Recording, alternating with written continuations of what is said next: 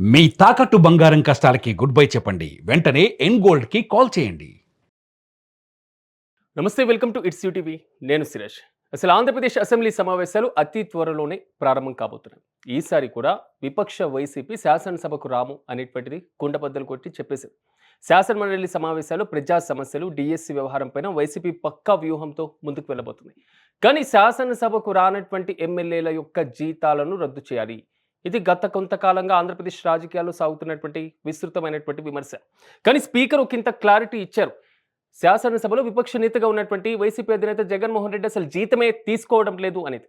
కానీ సోషల్ మీడియాలో విపరీతంగా శాసనసభకు రాకపోయినా జీతాలు తీసుకుంటున్నారు, జీతాలు తీసేసుకుంటున్నారు, ప్రజల యొక్క నిధులు తీసుకుంటున్నారు తప్ప ప్రజా సమస్యలపైన చర్చించట్లేదు అనేటువంటిది కొంతమంది చేస్తున్నటువంటి కామెంట్. కానీ శాసనసభకు రానటువంటి వారిపైన జీతాలకు సంబంధించినటువంటి ఇష్యూలో కొత్త చట్టాన్ని తీసుకురావాలని స్పీకర్ కేంద్రాన్ని కోరారు. ఒకంత క్లియర్ కట్గా కనబడుతుంది. అంటే నో వర్క్ నో పే అనేటువంటి విధానం ఇప్పుడు ఏపీ స్పీకర్ దగ్గర నుంచి వచ్చినటువంటి ఒక ప్రధాన అంశం. అసలు స్పీకర్ దృష్టిలోని జగన్ జీతం తీసుకోకపోతే జగన్ జీతం తీసుకుంటున్నట్ట, లేదా జగన్ పైన వరుసగా విమర్శలు చేయాల్సినటువంటి అవసరం ఎందుకు వస్తుంది? అసలు శాసనసభ నియమాలు ఏం చెప్తున్నాయి? ఇదే అంశం పైన నాతో పాటుగా విశ్లేషణ చేయడానికి రాజకీయ విశ్లేషకులు కేఎస్ ప్రసాద్ గారు అందుబాటులో ఉన్నారు. ప్రసాద్ గారు నమస్తే. నమస్తే అండి. జగన్ గారు జీతం తీసుకోవట్లేదు, ఈ స్పీకర్ క్లియర్ కట్ గా చెప్పినటువంటి అంశం. కానీ ఎమ్మెల్యేలు జీతాలు తీసుకుంటున్నారా, లేదా శాసనసభకు రాకుండా జీతాలు ఎందుకు తీసుకుంటున్నారా అనేటువంటి క్వశ్చన్స్ ఇప్పుడు రైజ్ అవుతున్నాయి. మీరు ఎలా చూస్తారు? ఆ యనపాత్రుడు గారు ఆయన స్థాయిలో ఏదో హెడ్ మాస్టర్ గారు గదమాయించినట్టు గదమాయిస్తుంటారు. పిల్లలకి స్కూల్కి రాకపోతే ఏటవుద్ది, అది దాని సారాంశం ఏంటి, దాని కథ ఏంటని అలా బెదిరించడానికి ఆయన ఎవరు, బెదరడానికి ఈయనోడు. ఫస్ట్ థింగ్ ఏంటంటే ఆ యనపాత్రుడు గారు సభకు రాకపోతే జీతాలు ఇవ్వక్కర్లేదు, జీతాలు తీసుకోవడానికి అంటే ఎవడు జీతాల మీద బతుకుతున్న ఎమ్మెల్యేలు అయితే అక్కడ ఎవరు లేరు. రెండోది 2019 నుంచి జగన్మోహన్ రెడ్డి జీతమే తీసుకోవట్లే. ముఖ్యమంత్రి అయిన దగ్గర నుంచి జీతమే తీసుకోవడం మానేశాడు. నేను కాదు, మీరే చెప్పారు కూడా ఆ మాట. నాలుగో పాయింట్ ఏంటంటే దీంట్లో అసెంబ్లీ సమావేశాలు మీరు టోటల్ దగ్గర 90-120 నిర్వర్తిస్తే అందులో ఓ రోజు వస్తే చాలు అన్నది రూల్ ఉంది. ఆల్రెడీ ఫస్ట్ ప్రమాణ స్వీకారంకి వచ్చాడు, ఇంకోసారి బడ్జెట్ సమావేశాలకు ఒకసారి వచ్చాడు, అయిపోయింది. మీరు అపోజిషన్ స్టేటస్ ఇవ్వండి, రాకపోతే అడగండి. మీరు ఏది ఇవ్వకుండా కూర్చొని ఆ పవన్ కళ్యాణ్ మాట పట్టుకొని జర్మనీ ఇంకోటి చెప్పినట్టు చెప్తే కుదరదు కదా ఈ హరికథలు ఎన్నాళ్ళు. ఫస్ట్ థింగ్ మీరు గౌరవ స్పీకర్ల సమావేశంలో నేషనల్ లెవెల్లో కూడా ఇది డిబేటబుల్ టాపిక్ చేసిన దానికి ప్లస్ అండ్ మైనస్ కూడా ఎక్కడి నుంచి కూడా రాలేదు. అటు ఆ స్పీకర్ వ్యవస్థ, నేషనల్ స్పీకర్ వ్యవస్థ కూడా ఏం స్పందించలేదు. దీని మీద ఏం రూలింగ్లు లేవు. కాన్స్టిట్యూషన్ అమెండ్మెంట్ చేయండి, చేసిన తర్వాత మాట్లాడండి. ఓకే. సో క్రిస్టల్ క్లియర్గాను కేటగారికల్గాను ఇన్ని రోజులు సమావేశాలు నిర్వర్తిస్తుంది, ఓ రోజు వస్తే చాలు అన్న రూల్ ఉన్నప్పుడు out of the box discussions ఎందుకు తెరలేపుతున్నారు? ఆ మాటకు వస్తే చంద్రబాబు నాయుడు గారు గతంలో దగ్గర 2.5 సంవత్సరాలు రాలేదు. మరి ఇలాంటి స్టేట్మెంట్లు ఏమైనా జగన్మోహన్ రెడ్డి నుంచి ఉన్నాయా జీతభత్యాల విషయంలో? లేదంటే ఆ రోజు జగన్మోహన్ రెడ్డి పరాకును మాట్లాడి ఇంకో నలుగురిని తీస్తే అపోజిషన్ స్టేటస్ ఏంటిది అన్న ఒక మాట, అది మీకు ఏమైనా ప్రెసిడెంటా? అదేమైనా కాన్స్టిట్యూషన్లో ఒక పారాగ్రాఫ్కి ఏమైనా క్రియేట్ చేశారు జగన్మోహన్ రెడ్డి ప్రకారం? మహానుభావుడు అంబేద్కర్ గారు రాసిన రాజ్యాంగంలో జగన్మోహన్ రెడ్డి గారు కూడా ఇది కాన్స్టిట్యూషనల్ వర్డ్స్ అని చెప్పి ఏమైనా అమెండ్ చేశారా కొత్తగా? చేస్తే చెప్పండి. ఓకే, జగన్మోహన్ రెడ్డి గారు చెప్పింది కాన్స్టిట్యూషన్లో పెట్టారు కాబట్టి మినిమం స్ట్రెంత్ లేదు కాబట్టి అపోజిషన్ ఇవ్వట్లేదు అని చెప్పండి, అప్పుడు మాట్లాడదాం దాని గురించి. ఓకే. కాన్స్టిట్యూషన్ బుక్ ప్రకారం మీకు రూల్ బుక్ చాలా క్లియర్గా ఉంది. అతను గెలిచినోడు ఒకడైనా సరే, ఎవరికి నేషనల్ లెవెల్లో అద్వానీ వాజ్పేయి ఇద్దరే గెలిచారు, మరి అపోజిషన్ ఇచ్చారు కదా వాళ్ళకి, మాడారు కదా దేశ సమస్యలన్నిటి మీద. పి జనార్దన్ రెడ్డి గారికి అవకాశం ఇచ్చినప్పుడు మాడారు కదా ఆయన కూడా. ఇవన్నీ కళ్ళ ముందు సాధారణంగా కనబడుతూ, అది కూడా మీరు చేసిన టెన్యూర్లోనే ఆ పనులు కనబడుతుంటే అదేదో మాకు తెలియనట్టు కొత్త అధ్యాయాలు లెక్కిస్తామంటే మీరేం లోకేష్ కాదు కదా. ఆయన అంటే చిన్నపిల్లాడు కొత్తగా రాజకీయాల్లోకి వచ్చాడో అభం శుభం తెలియదు అనుకోవడానికి. మీరు కాకలు తీరిన గంధర్వులు, భూమి పుట్టకాడి నుంచి రాజకీయాల్లో ఉన్నారు.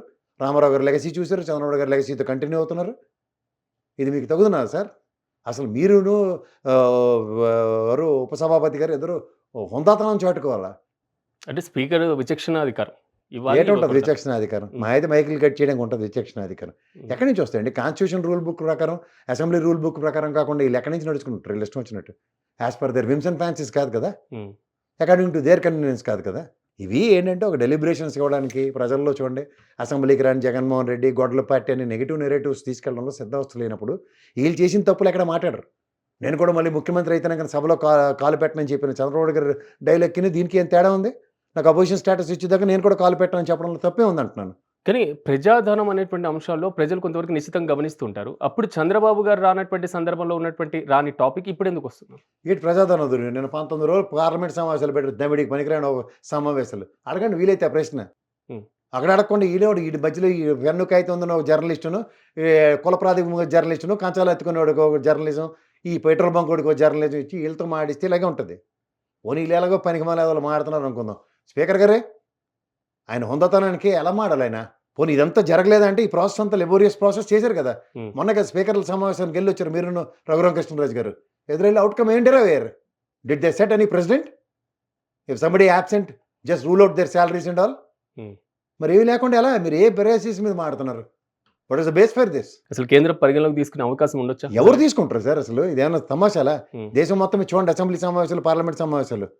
నీకు ఆ కాన్స్టిట్యూషన్లో ఈ రోజు దాకా అమెండ్మెంట్ లేదంటే మీరు చెప్పొచ్చు, అబ్బా అసలు కొత్తది వీళ్ళు తీసుకొచ్చారు ఇన్నోవేటివ్. కానీ చేయండి, ఎవరు కాదన్నాడు? స్పీకర్ల సమావేశంలో మీరు ఇచ్చిన దాన్ని యాక్సెప్ట్ చేసి మిగిలిన స్పీకర్లు అందరూ పార్లమెంట్లో బిల్లు పెట్టని అడగాలి కదా.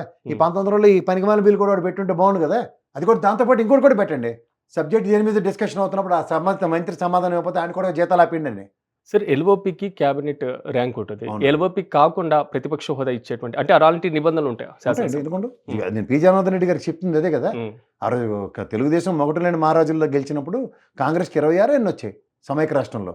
26 స్థానాలు వచ్చినప్పుడు అపోజిషన్ ఏ ప్యాటర్న్ ఇస్తారు? 10% రూల్ కాదు కదా అక్కడ.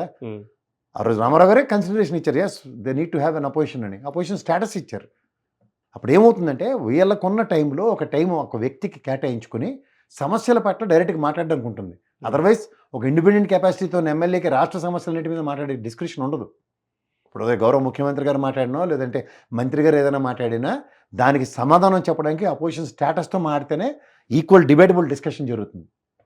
ప్రివిలేజ్డ్ టైం అంటారు దాన్ని. సార్, 2014 వరకు మనం చూసాం సమైక్య రాష్ట్రంలో అసెంబ్లీలో ఏదైనా టాపిక్ మీద డిస్కషన్ వచ్చిందంటే ఆ విభేదాలు, ఆ మాట్లాడడం, ఆ విమర్శ, ప్రతి విమర్శ మొత్తం విధానపరంగా ఉండేవి. కానీ ఇప్పుడు తెలంగాణ అసెంబ్లీలో కనబడుతున్న ఆంధ్రప్రదేశ్ అసెంబ్లీలో ఏకపక్షంగా సాగుతుంది చర్చ అనేటువంటి విమర్శ వస్తుంది. మీరేమంటారు? అంటే ఏకపక్షంగా జరగడానికి వీళ్ళు ఒక బుల్డోస్ చేసుకు వెళ్ళిపోతున్నారు ఒకళ్ళు రానివ్వకుండా లోపలికి. ఇక్కడ తెలంగాణలో అవి కుదరవు కదా, తోలు తీసేస్తారు హరీష్ రావు, కేటీఆర్ అని సబ్జెక్ట్ మీద పూర్తి అవగాహన ఉన్న వ్యక్తులు. సో ఈ డిస్క్రిమినేషన్ ఉన్నప్పుడు ప్రాబ్లం ఎవరికి? ఓకే, డిఎస్సీ లాంటి సమస్య ఉంది, ప్రభుత్వం ఏమన్నా ఏపీఎస్సీ రిక్రూట్మెంట్ జరిగింది, ఇట్లా రెండింటి మీద ఎలాంటి కట్టుకుని ఉందరు సభలో కనుక అది డిబేటబుల్ టాపిక్ అయితే అవుతుంది, డెఫినెట్గా అవుతుంది. బీఎస్సీ మీటింగ్లో this one of the agenda అవుతుంది. ఎందుకంటే రాష్ట్ర వ్యాప్తంగా సమస్యాత్మకంగా ప్రజల దృష్టిలోకి తీసుకెళ్ళినప్పుడు అసెంబ్లీ వేదికగానే చర్చనీయాంశం అయ్యి ఉంది కదా. శాసన మండలిలో వైసీపీ పార్టిసిపేట్ చేస్తుంది. ప్రీవియస్ సెక్షన్స్ మీరు చూసారు, బట్ ఈసారి సెక్షన్స్ ఫుల్ బెంచ్ ఉంది కదా సార్. వీళ్ళు మంత్రులు కెపాసిటీతో లోపలికి వెళ్ళి గొల్లు పడిపోతున్నారు, అంతకు మించి ఇంకేట్లేదు. డిప్యూటీ చైర్మన్ ఎన్నిక కూడా జరగబోతుంది సరే. మాధవ్ గారు కన్ఫర్మ్ అయ్యారు. సో కూటమి నుంచి అసలు అలా ఆ థాటే తీసుకురాకపోవడం లేరు కదా. అక్కడ ఎమ్మెల్సీలు ఉంటే మీరు అన్నట్టు దొరికిన ఎత్తుకెళ్ళినా సరే అసలు స్ట్రెంత్ సరిపోవట్లేదు. ఇంకో ఏడాది కష్టాలు తప్ప వాళ్ళకి. ఓకే, ఇంకా 1 year తర్వాత ఈక్వెషన్స్ మారిపోయే ఛాన్స్ సార్. అంటే ఈసారి సెషన్స్లో శాసనమండలిలో వైసీపీ ఏ విధంగా ఎజెండాస్ తీసుకునే ఛాన్స్ ఉంది? డిఎస్సీ మీద చిరిగిపోద్ది. బొత్స సత్యనారాయణ గారు మాజీ విద్యాశాఖ మంత్రి. సార్, మీకున్నటువంటి అనుభవంలో నిజంగా అసలు స్పీకర్ అన్నంత రేజ్లో ఆ విధంగా నో పే నో వర్క్ అంత తీసుకురావాల్సిన అవసరం ప్రజాప్రతినిధుల దగ్గర ఉంటుందంట. అంత డిస్క్రిప్షన్ లేదు పరిస్థితి. ఓకే, అయితే జీతాలు వెళ్తారు, వాళ్ళు కోర్టుకు వెళ్తారు, సమాధానం చెప్పుకోవాలి, సవాలు వెళ్ళారు, అంతకన్నా ఇంకెళ్ళి. Right sir, thank you. మీద చూడాలి ఈసారి అసెంబ్లీ సెక్షన్స్ ఏ విధంగా జరగబోతున్నాయి. శాసనమండలిలో వైసీపీ డిఎస్సీ అనేటువంటి ప్రధాన ఎజెండాతో తీసుకెళ్లేటువంటి అవకాశం అయితే చాలా స్పష్టంగా కనబడుతున్నా, అసలు జీతాలు తీసుకుంటున్నారు, సభకు రావట్లేదు అనేటువంటి విమర్శకు మాత్రం స్పీకర్ పులి స్టాప్ పెట్టిన సోషల్ మీడియాలో మాత్రం విపరీతంగా వైరల్గా మారుతూనే ఉన్నాయి. చూడాలి దీనిపైన ఏపీ స్పీకర్ ఎలాంటి ఇంకా కీలకమైనటువంటి ప్రకటన చేయబోతున్నారు. సో మరిన్ని అప్డేట్స్ కోసం చూస్తూనే ఉండండి. It's UTV.